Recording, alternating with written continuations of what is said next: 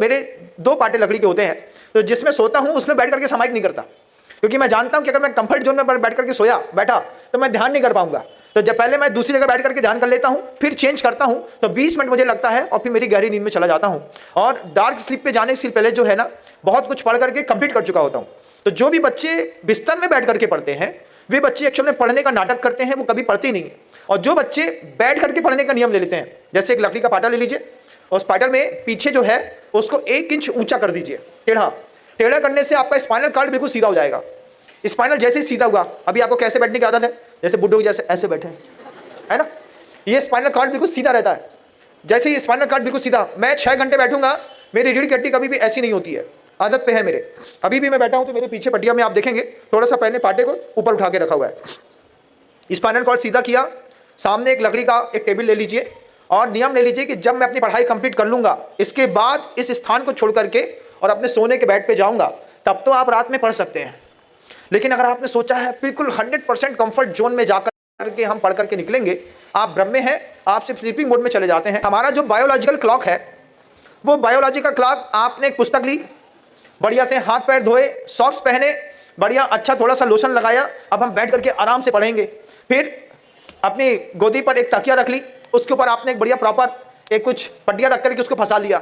अब आप पढ़ने के लिए तैयार हैं, आपके हाथ में पेन है, एक कॉपी है, आपकी बुक है, आप पढ़ने के लिए बैठे। बोलो हाँ बैठे महाराज, बहुत अच्छी बात है। 5 मिनट तक पढ़े, फिर बगल में एक एंड्रॉइड रखा हुआ है, फिर उसके बाद आपने देखा 5 मिनट शॉर्ट्स देखता हूँ, फिर इसको, ये तो बहुत छोटा है, इसको कर लूँगा। पहले तो आपने इधर डिस्ट्रैक्ट किया अपने आप को एंड्रॉइड में, चलिए मानते हैं आपने एंड्रॉइड डिस्ट्रैक्ट नहीं किया, आपने पढ़ना शुरू किया और आपका बायोलॉजिकल क्लॉक आपसे कहता है कि तुम्हारा स्लीपिंग मोड ऑन हो गया। तो थोड़ी देर बाद आप पढ़ेंगे, पढ़ते पढ़ते पढ़ते आपको लगा कि नहीं है यार, ऐसे नहीं पढ़ना है। कैसे पढ़ना है? तो तकिया आपने बगल में रखी, बोले मैं लेट के पढ़ती हूँ।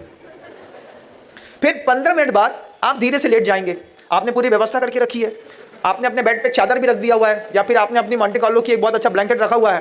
फिर वो ब्लैंकेट में आपको जैसे लेटे हैं, लेट करके आपने टेढ़े होकर के पढ़ना शुरू किया। फिर आप लिखने के लिए कॉपी पेन निकाल करके ऐसा गोद रहे हैं, आप उठने की इच्छा नहीं है, तो फिर आप क्या सोचते हैं 15 मिनट बाद, अरे नहीं लिखता हूँ, तो एक टिक लगा देते हैं। तो आपने 2 टिक लगा दिए।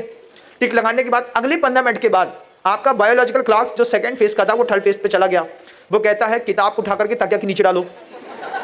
तो किताब उठा करके आपने तकिया के नीचे डाला, और डालने के बाद आपने ब्लैंकेट खींचा और अपने आप से सेल्फ कमिटमेंट किया, क्या अभी तो 9 बजे हैं, रात के 3 बजे उठ करके मैं जरूर पढ़ूंगी, 6 बजे से पहले ये कंप्लीट हो जाएगा।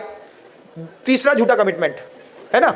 उसके बाद क्या करते हैं, जैसे रात के 3 बजते हैं तो एक करवट जाते हैं, एक बार फ्रेश होकर के आते हैं, तो फिर सीधे 3 घंटे नींद लगती है।